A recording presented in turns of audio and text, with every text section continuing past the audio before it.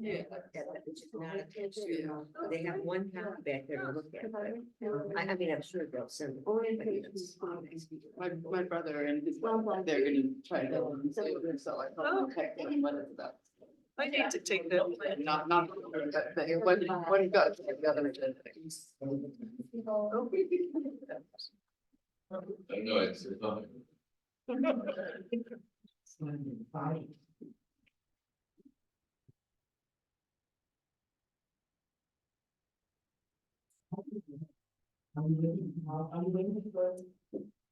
Ollie is online.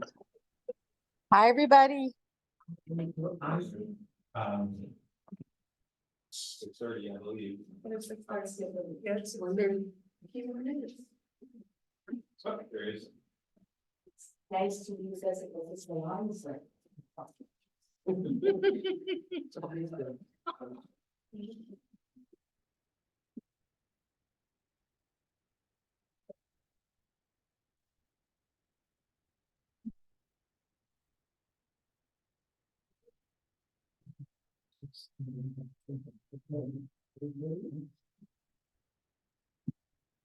Good evening, folks. I would like to call the town council meeting of April 17th to order. May we have a roll call, please? Councilmember Nick Farr, Present. Councilmember Ryan, Here. Councilmember Wellner, Here. Vice Mayor Thier, Here. and Mayor Fredericks. Here. Thank you. Lee, remind me again, do we do the communications information before or after interviews? We're gonna do it after the interviews. Okay. All right, so shall I just open the interviews? Yes, your first interview is Argavon, and she is here. She's gonna be online, so she'll appear on the TV momentarily.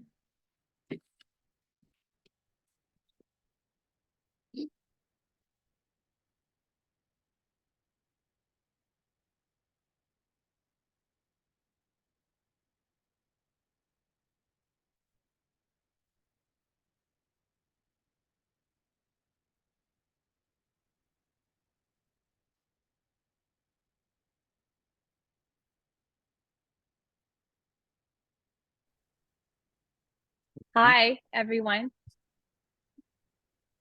Hi there. Can everyone hear me? Yes, good evening. Okay. Hi, thank you so much. I'm sorry I can't be there in person. But thank you for applying. Why don't we just start by having you tell us a little bit about yourself and how you envision the work of the Diversity Inclusion Task Force.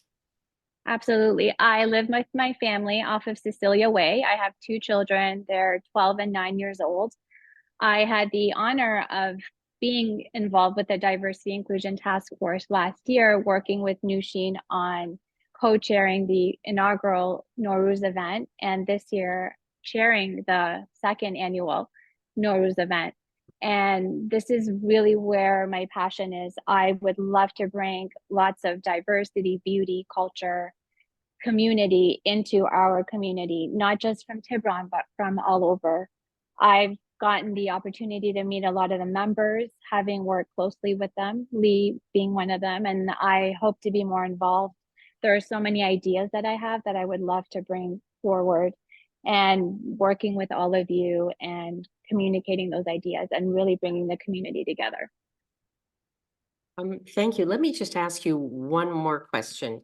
Have you seen or read the Diversity Inclusion Task Force strategic plan, which is a work plan?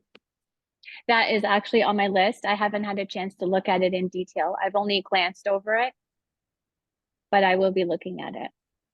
Okay, thank you. Do any other council members have questions? Sure. Hi there. Hi. Thanks for applying. I guess I would ask, now that the committee's been in existence for a while, if you have any thoughts about actions or activities that you really like that the task force has done, things you think they may have missed or could be doing better. How do you think the committee is doing? I think great. I first learned about the Diwali event that happened last year, and I think this is just the start of lots of other members and people in the community who want to step forward. and have similar events. I think it's going to be great for businesses. I think now that people have sort of seen what it looks like in the different spaces, that, you know, once sort of someone has gone first, there are things that worked in the past, there are things that maybe didn't work, but we can also share those ideas with people that want to continue and hopefully do more of these events going forward. Great, thanks. Thank you. Anyone else with a question? First off, thank you for your service to the community with the events for Persian New Year and cultural awareness. And then I think one question, within the strategic plan is around, I think two of the key pillars are around advising the town on hiring practices and some of the statistics around I forget what the acronym is, but around RIPA, around the RIPA data. Do you have any sort of thoughts or concerns about or around either of those, around diversity hiring as well as inclusive policing in our community? I think those are really strong topics. I think the more that there's community input, because, you know, people who live in the community are the people that experience things. So I think the open communication is going to be really important. I think surveys are going to be really key, and just platforms and opportunities for people to come forward and be able to speak openly, safely, and honestly. I think it's really relying on the public, the people that are, you know, not just complaining, but actually action-oriented strategies to improve things that people are dealing with in the community. Thank you very much. I really appreciate your community efforts. Thank you. Are there any further questions? I'm seeing none. Thank you very much, Argavan, and thank you for that wonderful event. And thank you for your involvement and your support. I mean, it couldn't have happened without all of you, and I'm truly grateful. Thank you. So is our next interviewee here? Yes, your next interviewee is Mei Ling. She is present, so please feel free to have a step up. Yes, please. First time in this room, sorry. Hello, and thank you Hello. so much for applying. Thank you. Please start the same way. Tell us about yourself, your experience, and how you think it dovetails with the work of the DITF. Okay. Well, I've been living in Tiburon for about 23 years. My husband is from the East Coast. He's Irish American. I'm originally from Puerto Rico. And we moved to this town when the girls were 4 years old. We have fraternal twins, and they went through, we fell in love with all the facilities and the town spirit for kids. And that's what attracted us to want to live in this town. And we haven't left, and we don't plan to move. So I know people retire, they want to move out, and I tell my husband, I don't want to move. So our girls are now 27, so we had the experience of having them go through the whole public school system. Myself personally, my background is engineering and business. For a long time, I worked in investments, starting in the East Coast. At school, I was involved in diversity activities because they wanted to have more people into engineering from diverse backgrounds. So that started, the work on diversity started from college. Then I was hired by JP Morgan in New York, and as you can imagine, they lack diversity. So I helped out with those efforts as well. Then I worked for about 20 years as an investment trader, structurer, and I've been teaching for about 12 years, where diversity is a very, very hot subject. I taught at 4 years at Lowell High School in San Francisco. The students in San Francisco are more diverse, obviously, than Marin County. And I've been teaching for 8 years at Time High School. And I cannot say that diversity is almost every day on a topic of discussion because of the issues coming up about the fact that the kids don't have diverse experience with different cultures, or perhaps enough empathy towards one another. And by the time these things bubble up in high school, it becomes quite a challenge to figure out, okay, what are we going to do about this? What type of education or communication should we have to bring consensus on what to do? So it's probably similar to what you're trying to do right here, but in a different way, probably, because these are minors, and so parents have to be involved in the discussion, right? But it's a hot subject in a lot of different places. Absolutely. And I'm hoping that my experience as a mother and my experience as being an ethnic person in a predominant Caucasian sort of working environment, and I was able to be successful at it too, and bring diversity topics into discussion, in addition of teaching and seeing this every day in my classroom, hope to bring some value into the discussion. So would someone else like to go first with a question? I mean, I'd just love to hear if you have any specific ideas of, given your experience of living here, is there anything that we haven't been tackling in our 3 years of existence as a committee? And what are there ideas that you'd like to put forward if you become a member of the committee? I think as a community, it's not as diverse as it could be, right? But there's not much we could do about that. It's expensive to live in this area, and I don't think that's imposed by anyone in specific, right? I think I'm aware that there's been more cultural type of activities, which is fantastic. I think it would be great to have more of those happening. And I know that some people have already been involved doing that, which is great. It's fantastic that you got that started. I think there's room for having more activities involving students and parents, so that it's more in tune with what's going on in the school system. Because the school system also needs help, right? It helps if the kids already are somehow educated and have some empathy and understanding towards each other before they get into high school. Because once they get into high school, they're more on their own. They're trying to identify themselves as themselves apart from their parents. They put a lot of attention into social media and whatever they see on TV. And so a lot of what happens in high school might not have anything to do with the parents. Might have something to do, but not necessarily. As a parent, I know that there was a lot I didn't have any control on. So it would be great to start at a younger age, creating this type of communication, so that they become more aware about these issues before they get older.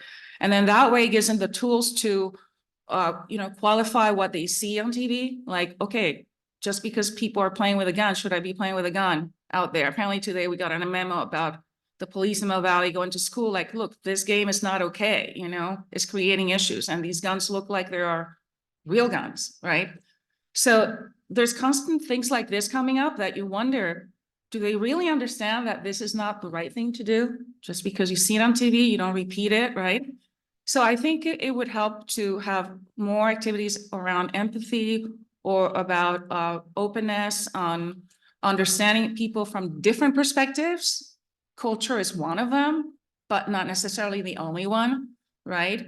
Where kids can be more understanding that, hey, there's a lot of different needs out there. We need to be understanding about other people's situations, whether they have money, they don't have money, what culture, where they come from, what language they speak to, so that when they get older, they can judge better as an adult, as becoming young adults. Does it make sense for me to repeat this behavior just because I see it? Or should I just not do it, right? So So- can I ask a follow-up question on that? So actually the schools in California are a separate state agency. What can a small town government like ours do to create that kind of community for students and parents, and that they would be involved in?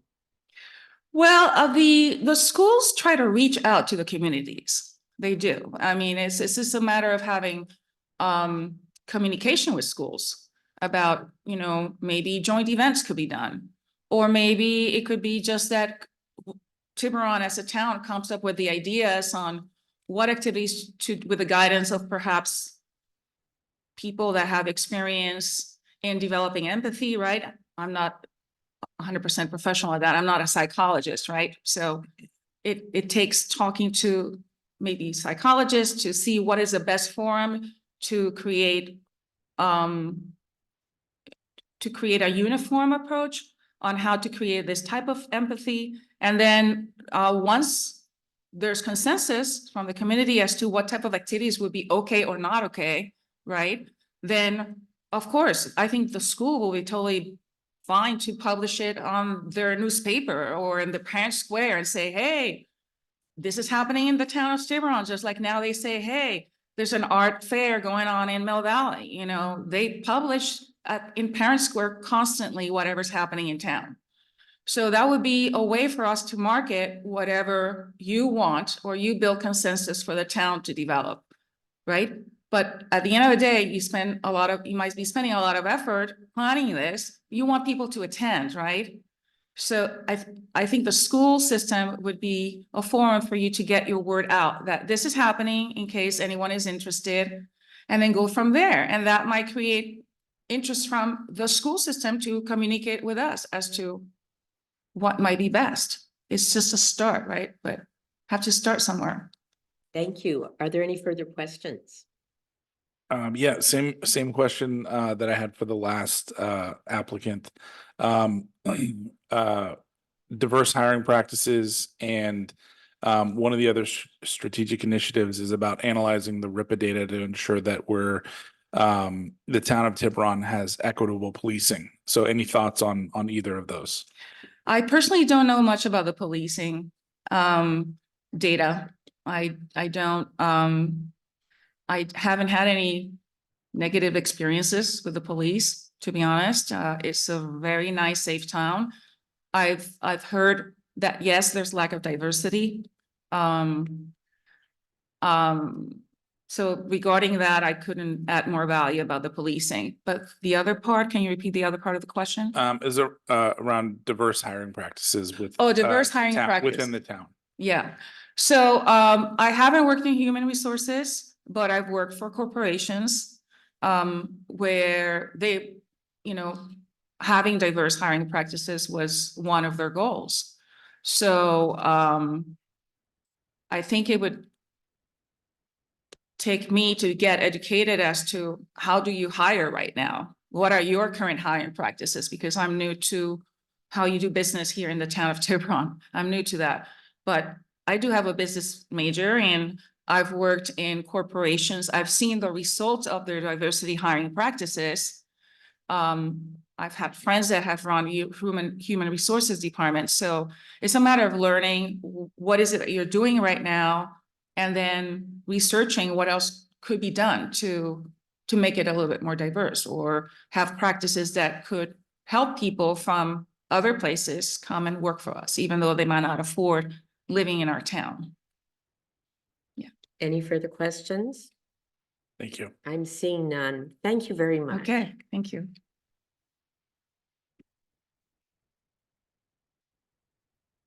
All right, the next person on the list is Howie. Is she here? She is not here yet. I just had a look in the lobby and she's not, just double checking online. She's not here yet, but your fourth interview, Sharmeen Ahmed, she is here. If you'd like to take her next. Sure.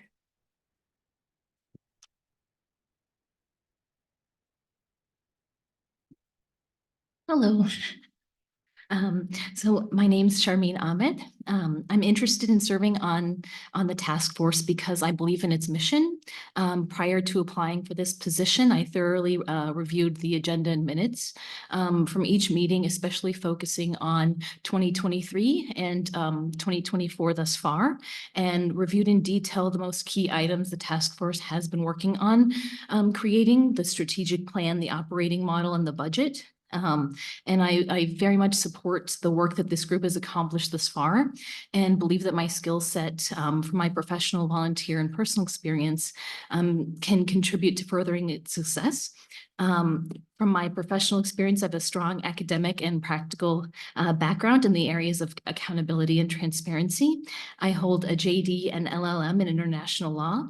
For the past 8 years, I've served as the managing editor of the annual survey on international and comparative law, a legal periodical addressing a wide variety of topics in that legal sphere with a large international readership. I'm also a legal fellow at the Sampang Sutrajgal Center for Advanced Legal Studies. I have also extensively researched and published articles on the topic of accountability and transparency measures related to international NGOs. And my commitment to these issues also extends to the corporate sphere as I serve as a board member on Aecon Semiconductor, a tech company where my role has been to increase transparency and raise ethical standards with corporate decision-making.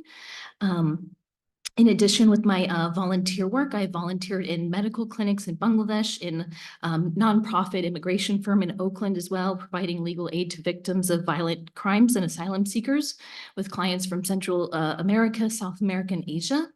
In the Scottsdale and Phoenix area, I helped plan successful interfaith and multicultural events, working in partnership with religious leaders, local mayors, police chiefs, and other political dignitaries. In addition, my personal experience, my ethnic background represents 5 countries across Asia, Middle East, and South Asia. I was born and raised in the US in predominantly Caucasian areas, specifically Moore, Oklahoma, and Scottsdale, Arizona. And I've lived in the Bay Area for 17 years. And I possess a nuanced understanding and sensitivity towards navigating and bridging diverse cultures. If I were to be appointed to serve on the task force, besides overall contributions to each of the key areas within the strategic plan, my unique recommendation or proposal would be to leverage my academic background to partner with a local university. I've actively sought to understand diversity initiatives by similar committees in other cities, like the city of Santa Clara, and in their town, their task force partnered with Santa Clara's University's Center for Applied Ethics. And so I believe that this type of partnership could ensure more research-backed decisions and garner public support for the task force efforts as well. Thank you.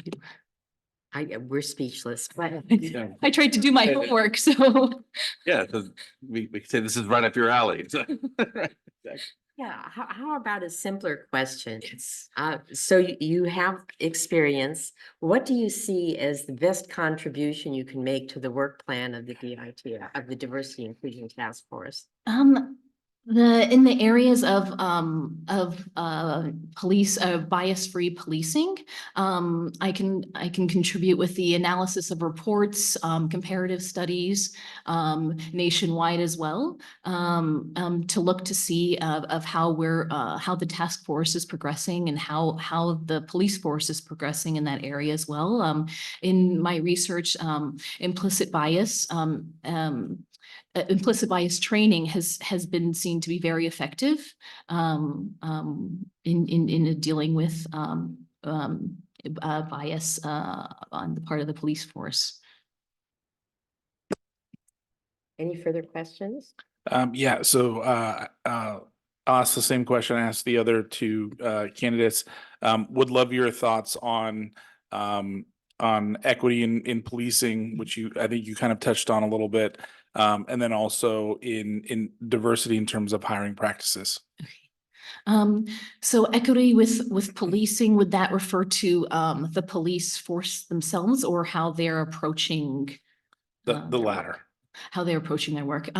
So with that, I feel that that will, with addressing the bias with police and the ethics, that will come from the training, which is important for the implicit bias and explicit bias in dealing with those, but then also from reporting, transparency and reporting, having a group like the task force review those reports and provide advice and open dialogue between these groups can help as well in that with the ethics training initiatives and partnerships with a local university as well can help as well with guidance on the ethical standards.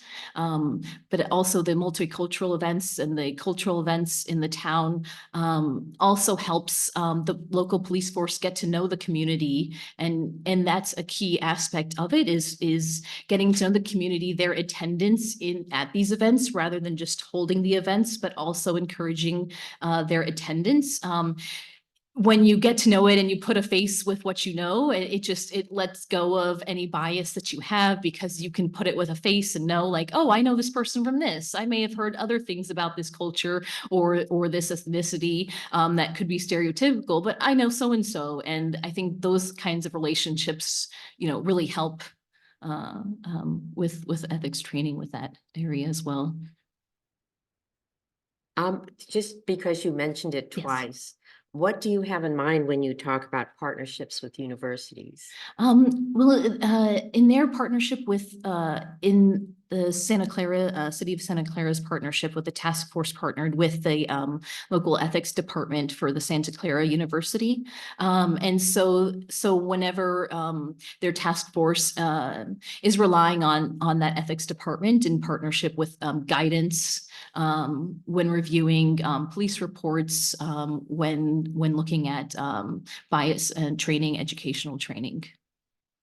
And I suppose in some case, because RIPA reports are so complicated, it would helpful to have a statistician. Yes.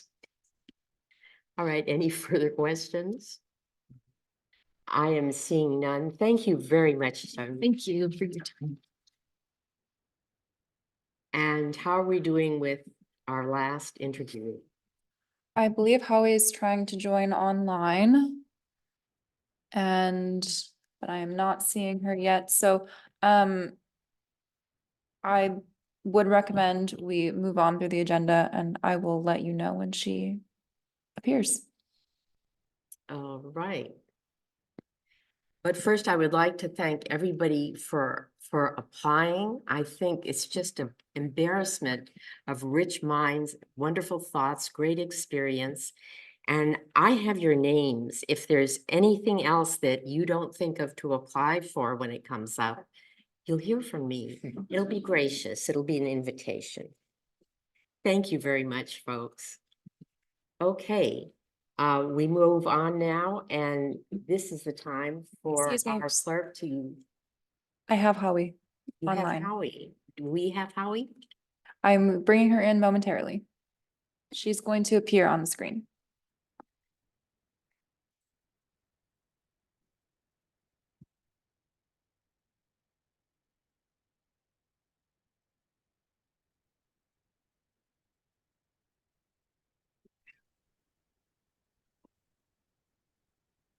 Hello.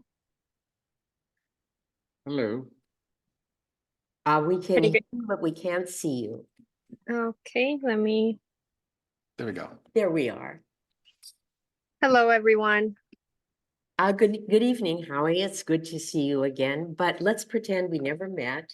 And why don't you tell us a little bit about your background and how you see your experience would be helpful to the Diversity Inclusion Task Force. Yeah, sure. My name is Howie Awash. I am a Tiburon resident and owner of the clothing store downtown called Yama. I believe that I'm originally Ethiopian. I have lived in various different parts of the world, and I feel like my contribution, or rather, I guess contribution is a good word. My contribution to the Tiburon Diversity Task Force would be all of my experiences that I bring, having a diverse background and also just living all over and bringing in my personal experiences in order to help Tiburon expand its diversity horizon. And are you currently serving on the Citizens Advisory Panel for? Oh, yes, I am currently serving on the Citizens Advisory Panel. All right. Any further questions? Go ahead. I was just wondering if you had any specific things that you've noticed that we've sort of missed on or are lacking that you'd like to push forward if you're appointed. I feel like, you guys are definitely doing a great job in terms of promoting diversity, putting on events and such. I do want to bring more, I guess, more selection in terms of, food options, activities, and more engagement when it comes to some of the events that you do organize. For example, for Juneteenth, I think that we can offer a wide variety of different culturally influenced foods, and also engaging activities so that young kids can start feeling integrated and can feel like, they can participate in activities that will help them champion inclusion in a better way. Thank you. Thank you. Any further questions? I had a question. It's a little bit of field, but I was just going to ask how the Citizens Advisory Board is going. I don't know if, Well, this is oops, we lost your voice. and we- and we're working closely with the police department to further, that collaboration effort. So I think it's a good start and it's going well. Great. Yeah, so thank you for your service to the community. I'll ask you the same questions I asked the other candidates. It's a little bit hard to hear you. I'm so sorry. Maybe, do you mind speaking a little bit louder? Is this better? No. Hmm. Oh, maybe, okay. Can you try again? Sorry. Sure. Okay, it's working now. Okay, great. So thank you for your service to the community. And I'll ask you the same question I asked the other candidates. Would like to hear your thoughts on diversity and hiring practices. So there are two pillars in the Diversity and Inclusion Task Force strategic plan. One of them is around diverse hiring practices for the town, and the other one is around equity in policing in Tiburon. So would love any thoughts that you have on those two topics. Yeah, in terms of hiring practices, I think that we could always hire more people that have diverse backgrounds and diverse experiences. I do think that I've seen a huge change in the town within the last 2.5, 3 years now.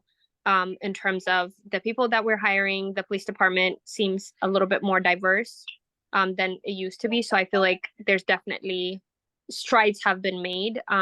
Could we do more? Absolutely. And I think that can go even for the town council itself. Like, I feel like we could add a little bit more diversity on that front. So I think we have a lot of work to still do.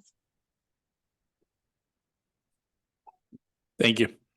Thank you. Thank you, Howie, for stepping up. And we're not making a decision today. What? My mic is on. You lean forward. Say again? Can't quite hear you. Can you hear me, Howie? Can we hear me now? Yeah, I can hear you. Yeah, they're making me eat the mic. You know that. Well, you're doing great. Thank you. And you're doing great too. And so are all the applicants. Once again, we're not making a decision tonight. I am not sure when this will be calendared. When is the application period closed? The application period is closed now, so we do have a full application pool, and as of tonight, you will have interviewed everyone. So we'll, barring any other issues popping up, it should come to council on the next meeting. And our next meeting will be the first Wednesday It's- in May. It's May 1st. May 1st. So we'll be announcing our decision on May Day. And thank you all so much. What a wonderful group of people. I hope there's some venue where you all work together for the town. All right, we'll move on now to the consent calendar. Would anyone just a minute. I skipped the communications, and we'll ask our town clerk to give us the information on oral communication.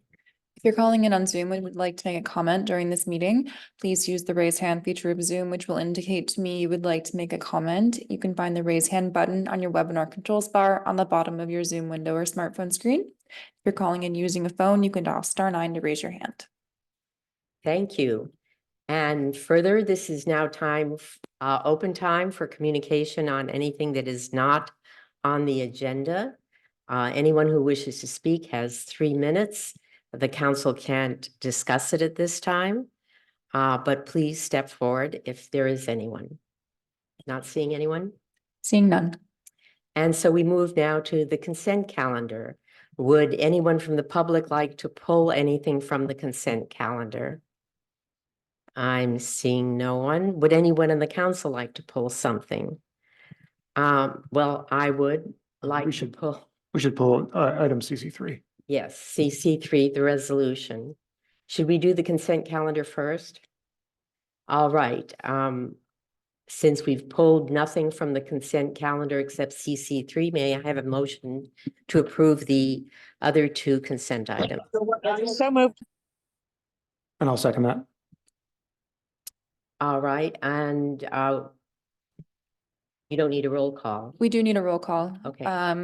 So Councilmember Nick Farr, Yes. Councilmember Ryan, Yes. Councilmember Wellner, Yes. Vice Mayor Thier, Yes.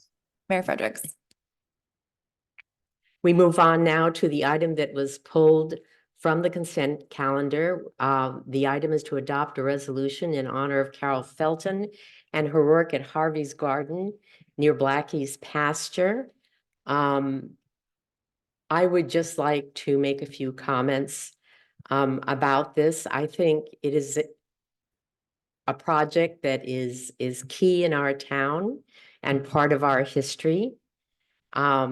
Carol Felton was certainly a key part of founding the garden. The garden, for those who don't know, is at the north end of the old railroad tracks, which we now call the Old Rail Trail. The garden, reflects a demonstration of native and drought-resistant plants that beautify our surroundings.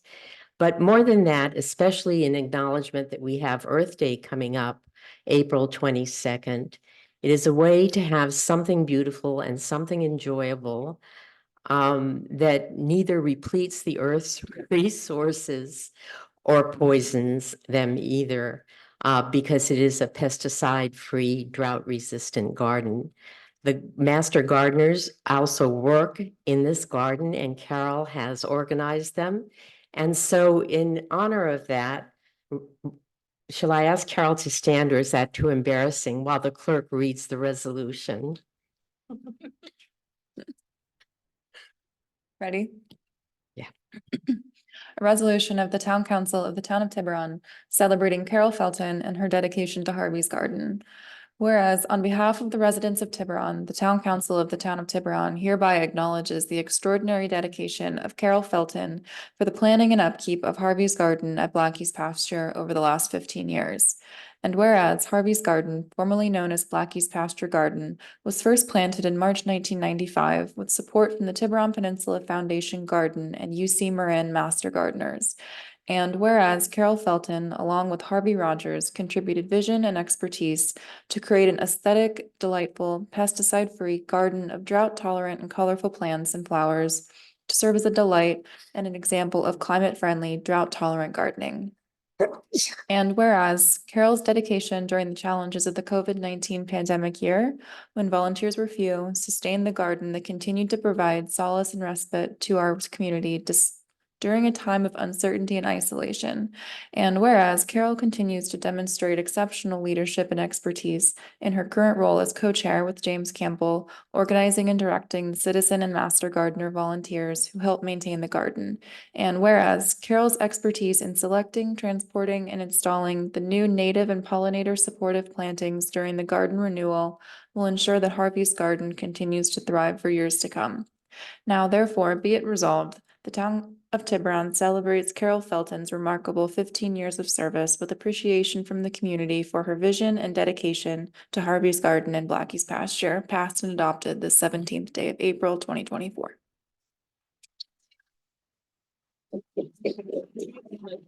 Very honored, thank you. So this is your packable version, and the town clerk has created a wonderful large version if you would like to frame one. Oh, thank you so much. Oh, thank you. So many of us enjoy just walking past that garden, and it's just about on the verge of being in full glory, isn't it? Spring. I stopped by, well, copies are just closing up, but when they're out, they're just. This, yeah, outstanding. yes. Thank you, Carol.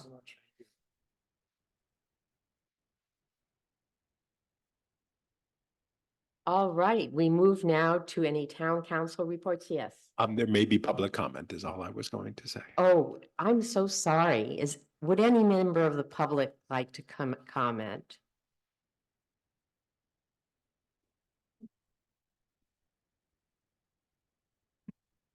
Joan Irwin, 36 Lagoon Vista, Tiburon. I have worked with Carol as a master gardener for the past 20 years. She is such a dedicated person. She lives in Mill Valley, but the amount of effort and time that she has given to Tiburon is just stunning.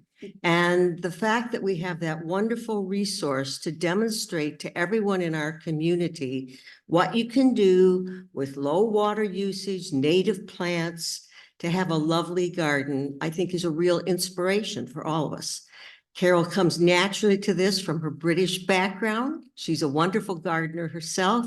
And most importantly, she understands the importance of demonstrating to the public what you can do with not only community resources, but in your own individual garden. Thank you for honoring her. It's our honor, really. Are there any further public comments? We do have, Yes. we do have one member online. And I will recognize Steve.